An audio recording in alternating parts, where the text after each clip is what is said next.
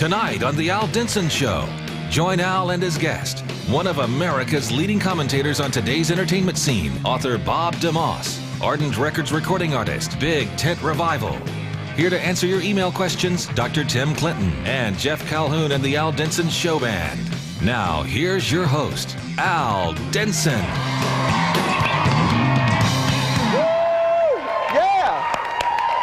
Man, you guys are hot. You know what, man, welcome to the Al Denson Show. I say this, if you're just tuning in for the first time, hang in there with me. For those of you guys who watch us all the time, you know, Jeff, you guys, I never say how great you are, and we're talking about contemporary Christian music right here, and I want to take my hat off, and I think you guys would agree. You guys are some of the greatest musicians out there, and man, I just want to say thanks for being a part of the show. It's pretty awesome.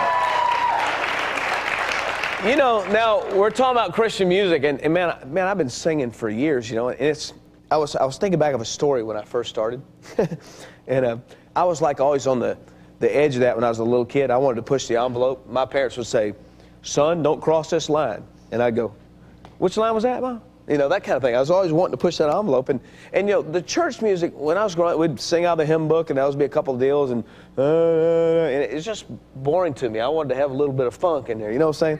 And so finally, when I first got started, I took that old Louie song, you know that, and they did like Pharaoh, Pharaoh, oh, baby, you know. So I got that vibe going. So I thought, man, this is gonna be cool, man. So I'm gonna premiere it, you know. So I got in the church and had that thing go, the little drum machine, you know, it's gang, gang, gang, and these adults, the kids are going, "Come on, man, yeah," you know, because back in, and the adults are like, "Oh my God," you know, they're just looking around, "What number's that?" You know, that whole thing, you know, and man, I get done, and I, man, everybody's, and I was going, thank you, you know, I was feeling good about it, you know. After the service is over, I'm hanging out, I'm talking to my friends, laughing. This lady comes up. She says, "I want to have a word with you." I went, she goes, "Yes, you. Come here." I was, "Yes, ma'am." She said, "Young man, don't you ever do that in church again. I cannot. You disgrace the Lord." I mean, she's just all over me, man. I was going, oh, and it shocked me. And I went home, and first thing I did, I called my dad. I said, "Dad, man, I did something bad today, man." And you know what? Everybody else was telling me how great it was. This lady, that's all I could think about. And I said, "Dad, he asked me what I did. I told him what I did. He said, 'Son, let me ask you a question. When you go fishing, what do you put on the end of the hook? You put what you like to eat? You put what the fish like to eat?' I said, 'Well, Dad, I put what the fish like to eat.' He said, 'Exactly, son.' He said, 'If you're out there fishing to reach the American teenager with the gospel of Christ,' he goes, 'use what they like to eat. Fish with the right kind of bait.' He said, 'But son, don't ever compromise the gospel of Christ on that road.' And I said, 'Cool, Dad,' but I still avoid that lady. If I ever see that lady, I still go the other way. You know what I'm saying? But the wild thing is that's been the great debate. The great debate has been, I mean, Christian music. If it's not out of the hymn book, it's wrong. No, you can't play keyboards in church, it's wrong. No, you can't sing with those things on it's wrong. It's got a beat. That's been a debate for years. Because parents, the object of this show is to educate you a little bit on what kids are thinking. Secular music has nothing over Christian music now. I like a lot of the more modern stuff. You can find alternative Christian music or rock Christian music. But a lot of it's just kind of that, you know, typical stuff, you know, the gospel type music. I think it's a wonderful thing. I enjoy it a lot. Personally, I wish it wasn't such a money-making machine that it is. Might bring the cost down and be more of a ministry than strictly entertainment. Just because it has a label that it's Christian music doesn't necessarily mean that it's Christian. Well, it's true. I guess the great debate is on. And you know, even before we get into the body of the show, I almost want to say this. I don't know if we're going to come up with an answer. Because the bottom line is, there's so many people so divided on this issue. But I want to say this. I know it's my goal as a Christian artist. I know it's Jeff's goal. I know it's these guys' goal as a Christian artist. We want to use the gift that God has given us to communicate to people the love of Jesus Christ and the message of Jesus Christ, so they have something they can listen to that'll encourage them. Now, I know that, but hey, it deserves a good, healthy debate. So don't go anywhere. Stay tuned, but here's what I want you to do. Go get a pen, because I'm going to give you an address and an email address you can write, because I want to give you something that's going to help you on this. At the same time, when I give you my email address, hey, if you don't like what we're saying, go ahead, send us that email. We'll just push delete, but send it to us anyway. We'd love to see it. But stay tuned, okay? We'll be right back on the Al Denson Show. God bless you. Come on. Yeah. Come on. Christian music is a type of music that brings glory to God. To me, Christian music is simply music that brings Christ to the people. It could be any style, it could be any beat, any musical taste, but what makes it Christian is Jesus. There's music that you can buy in a Christian bookstore that I wouldn't recommend for our kids, and then there are some good Christian bands that are on secular record labels and are really doing a good job. I think music is designed to bring glory to God, so that's Christian music. Music is Christian, I think. It should be.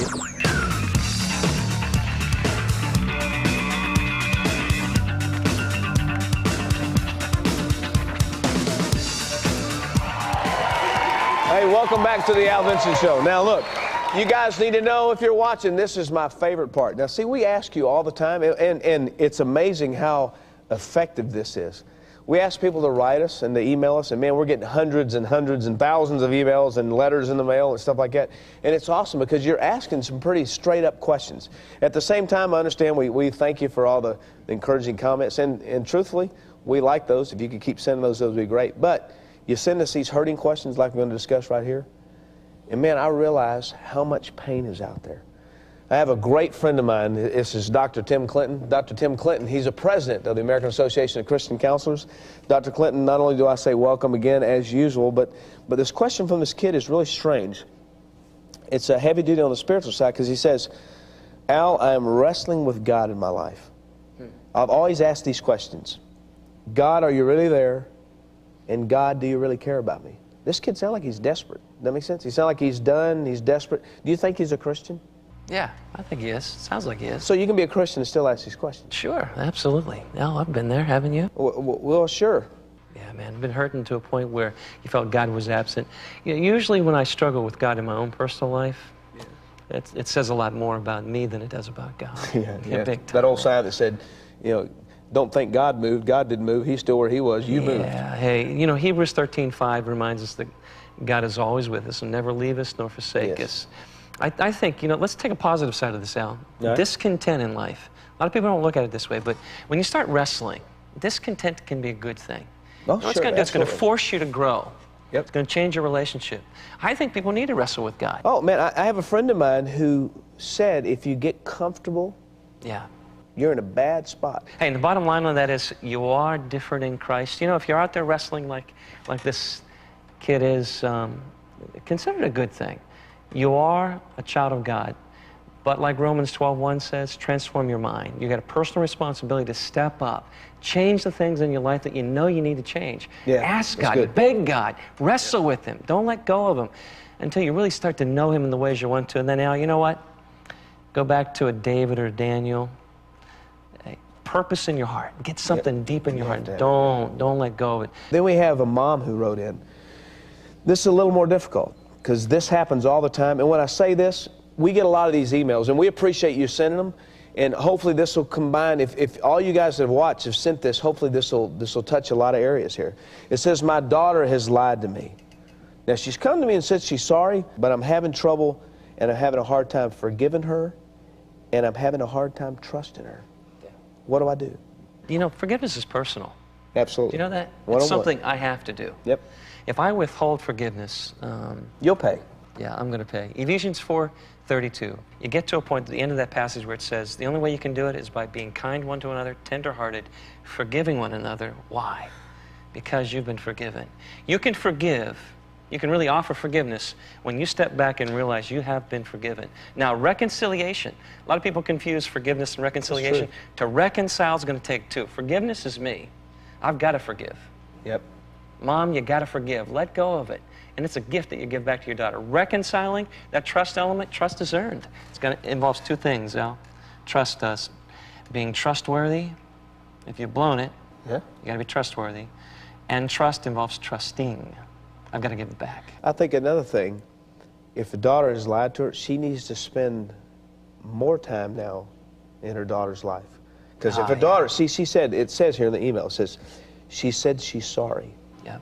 Well, that means a mom's got to step forward and really embrace. And say, hey, look, you know what, fine, and spend more time there. Hey, Al, something that seemingly is meant for evil or awfulness in the family could be a seed for, you know, a new day for both of them. That's absolutely right. Man, I appreciate you guys. Listen, please keep in contact with us. It's an email address. It's real simple. You got a laptop, just go over there and type in aldenson@aol.com. Fire us out your comments, send us your question, let us know what you want, send us your snide remarks. That's fine, we'll take them. Also, if you don't do that, simply write us. Our address is simple. It's Al Denson Show, Box 220, Grapevine, Texas, 76099. Hey, now don't go away. There's a whole lot more exciting stuff to come. Man, we're talking about a great topic. It's the great debate of contemporary Christian music. So hang in there with us. We sure appreciate it. Hi, I'm Mark Self, Celebration Ministries. Each week, I'd like to share with you just one facet of what Celebration Ministries is doing to reach people for Christ. You know, it is so much more than just this TV show you're watching. We've traveled to hundreds of public schools throughout this year. You know, on any given day, you can hear Al's music on the radio. You can walk into Christian bookstores across the country and pick up his music on CD and the books he's authored. You can even interact with us on the internet. You know, God is doing tremendous things through Al and through Celebration Ministries. Just take a look at this one aspect. Man, I've been doing this for about 15 years, and 5 years ago, I was in an airplane going from Dallas to San Antonio when my friend turned to me and said, we got about 45 seconds and we're going to crash. And we crashed in this little field outside of San Antonio, and man, it was rough times. And I didn't understand why, and I asked God that really tough question, why is this happening to me? You know, when I started looking back at that point, the 10 years of our ministry, I realized that, man, you know, I was doing a good job of singing Christian music. And man, my songs were doing a good job of encouraging Christians and recycling Christian people. Yet, at the same time, my heart was for teenagers. And not only for teenagers, my heart was seeing teenagers give their life to Jesus Christ. All of a sudden, you started watching TV and you saw Columbine, you saw Paducah, you saw Jonesboro, you saw all the tragedy, you saw all the violent acts from all these teenagers, and you started asking why. Well, we came up with a program called When Tragedy Strikes. When tragedy strikes in an area, people always call us. And when they call us, we come in with these books. And we give one of these books to every single student, the same book you see on the screen called When Tragedy Strikes. And we talk to them about how to deal with tragedy. And how all of a sudden it puts a roadblock in the road that you're walking down of life. But we do our best to help them take the better road and not the bitter road. You know, kids, they don't spell love L-O-V-E. They spell it T-I-M-E. They say, if you love me, you'll spend time with me.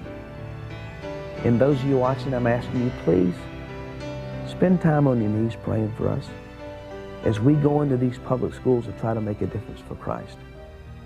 Hey, at the end of our show, we're going to put up an address. And I want you to send me a letter letting us know that you're going to stand with us, that you're going to pray for us. Because prayer is the only way we're going to effectively change this generation for the gospel of Christ. And I need you to pray with us. Hey, thank you. Yeah, welcome back. You know, we're definitely fortunate. This is one of those wild things. I guarantee you, I mean, our email address is aldenson@aol.com. I give you that because I guarantee we're just going to get flooded this week with emails and letters. This is one of those controversial topics, and it's Christian music. And believe me, I know it's controversial. I've been doing it for about 14 years, and the year 2000 is going to be my 15th year. And you don't realize, man, when I first got started, it was like banging my head against the wall. Until my dad told me, son, what's good about banging your head against the wall? Feels good when you stop. So I just decided, you know, I'd quit. You know, we're blessed right here on the Al Denson Show to have an incredible guy. You know, he's America's leading commentator to what I consider to be that on entertainment for the family. Let me show you this. Like, he wrote this book, Learning to Discern, 21 Days to a Better Family Entertainment. I mean, the guy knows what he's talking about, and I want you guys to give him an incredible hand because right here on the show, Mr. Bob DeMoss. Y'all welcome Bob DeMoss to the Al Denson Show.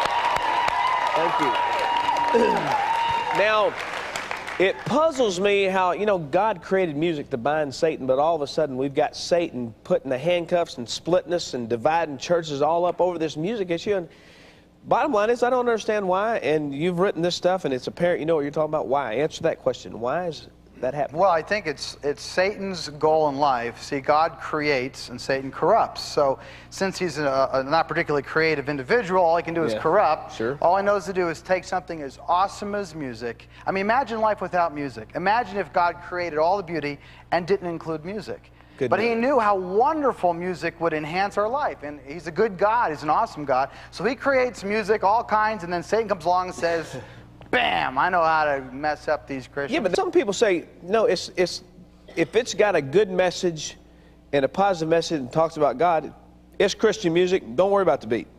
Well, see, then I'd say you have to be discerning. You got to be careful. I mean, I brought just a quick lyric.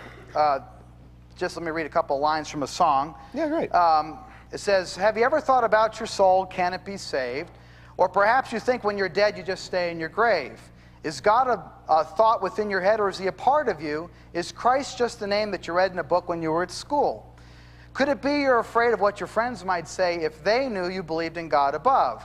They should realize before they criticize that God is the only way to love. Now, is that a Christian song? I mean, those lyrics? That's great lyrics. Those are great lyrics. Who is that? That was on an album called After Forever by Black Sabbath, I think 1972, 73. Okay, is that a Christian song?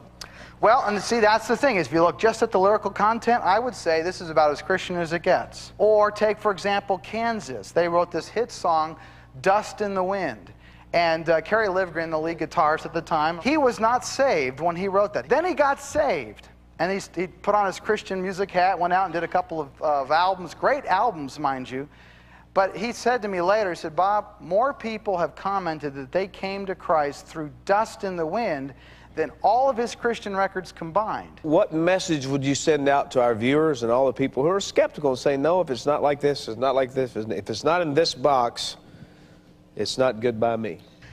Well, I would say the nice thing is that nowhere in the scriptures are we told what does God's favorite music sound like.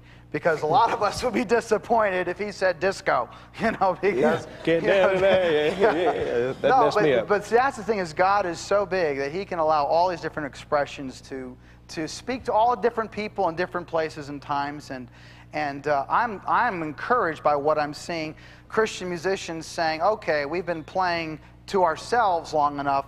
Perhaps we do what, you know, Evangelism Technique 101, go to where the lost are. Sure. Maybe we start to move and infiltrate the culture, be in the public square, and start to do some of the things we probably have been put on earth to do. I don't think we're ever going to end this issue, are we? If you give me enough time, I'm sure we can get full compliance. Well, I tell you this, I think it's a battle where we just don't end up getting there. Listen, we're going to keep tackling that. We have to agree to disagree. Yeah, we have to agree to disagree. We're going to keep tackling that. So stay tuned. Don't go away. Remember, get your pen and paper ready, because I'm going to give you an address where you can write and get a book. Stay tuned. The Al Denson Show. We'll be right back.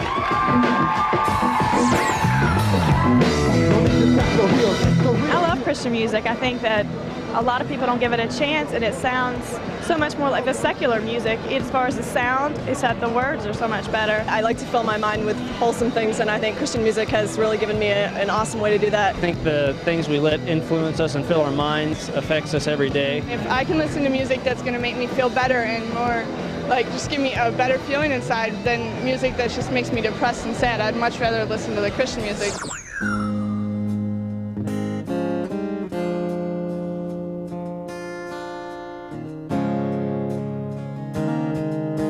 A choice is set before you now, living or dying, blessing or cursing. And no, the time has come around to turn from your fighting and rest in his mercy. Choose life that you might live, the life that he gives you forever. Choose life the way that is true, from the one who chose you, your Father in heaven. Choose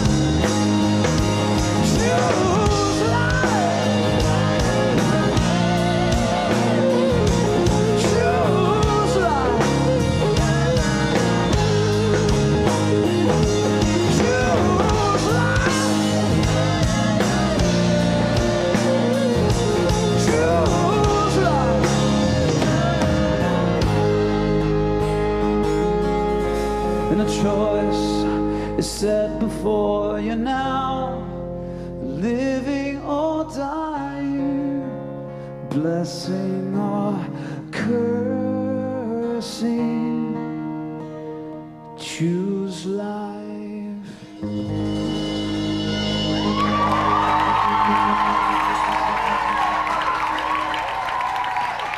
This guy makes up Big Tent Revival. Let me tell you something that's unique about them.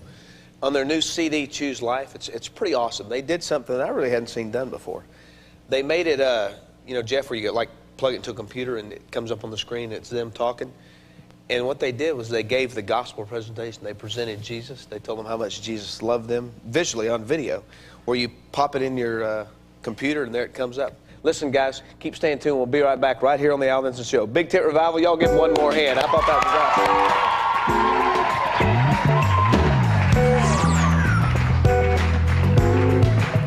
To me, Christian music should be something that, you know, glorifies God and also has a message that you can understand, a clear message that will bring that person into a relationship with Jesus. Taking the music of the culture and using it to bring forth an evangelistic message to a lost world. I think sometimes people will try to make it more performance-oriented and it becomes a little bit, I don't know, cheesy or whatever. We should be charged in the Christian world to compete with anything that the secular world has to offer. Welcome back. You know, I realize you're sitting there watching going, man, all I did was hear a bunch of people's viewpoints. I'm not quite sure, you know, where I stand on this issue. Listen, I know it's hard, you know, but God gave us those opinions and He made us diverse. And when He did that, He did it so we would be able to touch each other and reach each other.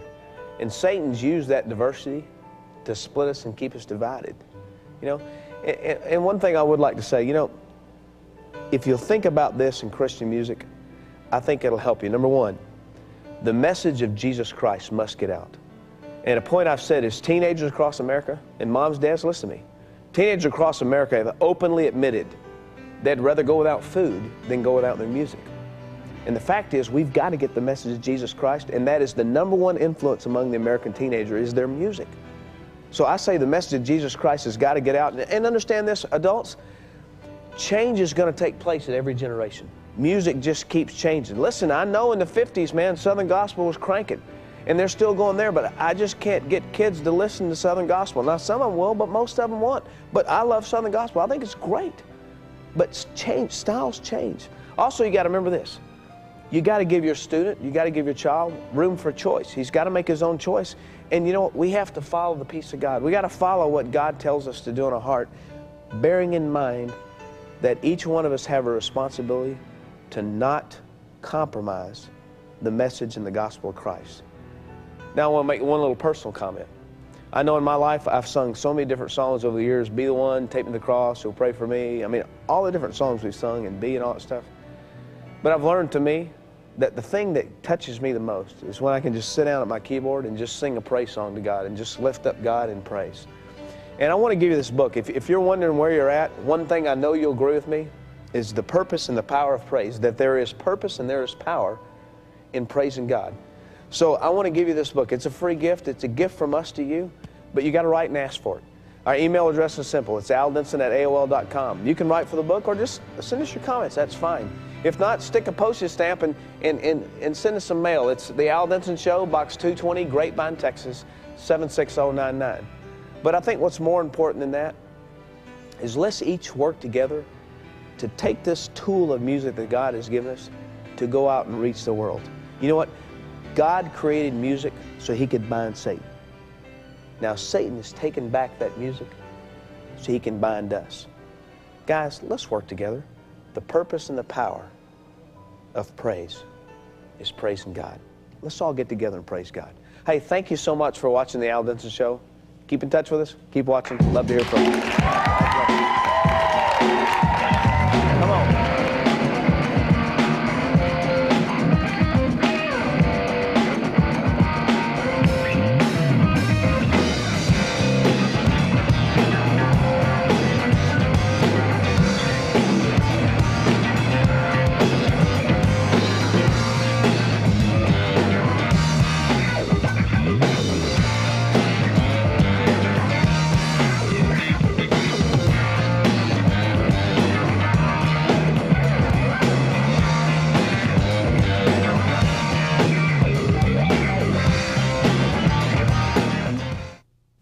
We receive so many calls and letters from parents saying, help me, my kids are out of control. They have no respect for authority, they're hooked on drugs or on alcohol, they don't come home at night. What do we do? Well, I want to tell you about a safe place. This place is called Heartland. And Heartland is about restoring your child through a relationship with Jesus Christ. But they're uniquely different in the fact that they offer work programs to also instill discipline in your child and get a pride of respect for work in there. They have a dairy, they got a farm the kids work on, there's a Christian school the kids attend so they continue to get their education, there's recovery centers that the guys stay in, there's girls' homes that the ladies stay in. They hang out with other kids just like them. They're in Bible studies, they're focused programs, and it's all a part of restoring your teenager through a relationship with Jesus Christ. It's a safe place where you can send your child. If you need help, please email us. We'll send you all kind of information on Heartland. Hey, listen, our kids are worth saving. We've got to act now. ACB